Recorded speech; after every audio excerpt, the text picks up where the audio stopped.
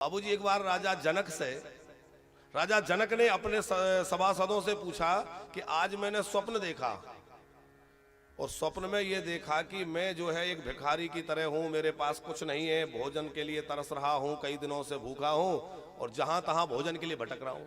मैंने ऐसा स्वप्न देखा, कोई भिक्षा भी नहीं दे रहा है। तो पूछा कि ये बतलाओ कि भिखारी जो दिखा वो सत्य था कि जो मैं राजा दिख रहा हूं ये सत्य है? आखिर सच क्या है? सच में मैं राजा हूं कि भिखारी? भिखारी को स्वप्न आया है कि मैं राजा हूं ये सही है, कि राजा को स्वप्न आया है मैं भिखारी हूं ये सही है? बड़े बड़े विद्वान आए, अष्टावक्र जी वहां विराजमान थे। उन्होंने कहा राजन, ना तो ये सत्य है कि तुम राजा हो और ना ये सत्य है कि तुम भिखारी हो, ना तुम राजा हो ना तुम भिखारी हो। ये स्वप्न देखने वाला जो तत्व है वो तुम हो, और ये सब स्वप्न है। कभी कोई राजा बनता है, कभी कोई भिखारी बनता है, कभी कोई कुछ बनता है।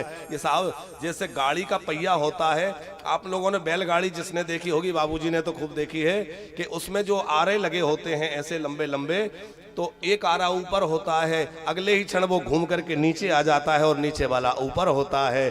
कब पहिया घूम जाए समय का और कब नीचे वाला ऊपर पहुंच जाए और कब ऊपर वाला नीचे आ जाए भरोसा नहीं है। इसलिए अभिमान मत करना कि मेरे पास ये है, अभिमान मत करना कि मैंने इतना किया है, कब पहिया घूम जाए। चक्र बहुत विचित्र है।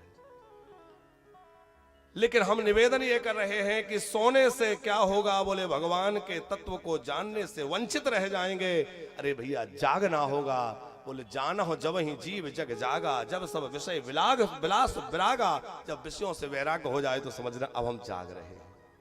और सरल शब्दों में कहें, क्योंकि माताएं ज्यादा बैठी हैं शायद न समझ पाए, जब तक संसार अच्छा लग रहा है तो समझ लेना सो रहे हैं, और जब राधा रमण अच्छे लगने लगे समझ लेना जाग गए हैं।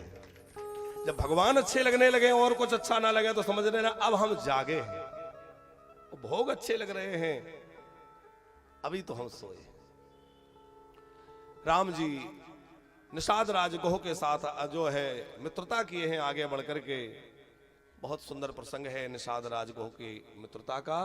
और निषाद गोह ने कहा, भगवान हम वो लोग हैं जो सदा गंगा के तट पर रहते हैं, लेकिन फिर भी गंगा हमारे पापों को नहीं धो पा रही। गंगा जी पाप नाशनी है, लेकिन हम इतने बड़े पापी हैं कि गंगा के घाट पर रहने के बावजूद भी हमारे पाप धुलते नहीं है। लेकिन राम जी ने कहा, निषाद राज गोह ऐसा मन छोटा मत करिए, और हृदय से लगा लिया। और हृदय से लगाया मानो राम जी कहना चाहते हैं कि गंगा तो मेरे चरणों से निकली है, तुम्हारे पैर चरण, तुम्हारे पाप गंगा ना धोए तो कोई बात नहीं, पर मैं तुम्हारे पाप दूर करके तुम्हें हृदय से लगा लेता हूं। और ध्यान देना, जिसके पाप दुनिया में कहीं ना धुल पाए वो भगवान के नाम से धुल जाएंगे। आप ये मत सोचो कि मैंने तो इतना पाप किया है, क्या पता भगवान स्वीकार करेंगे कि नहीं करेंगे। अरे भगवान तो दीन बंधु है, आप उनका नाम तो स्मरण करके देखिए। भगवान ने निषाद राज गोह को हृदय से लगाकर मित्र बनाया है।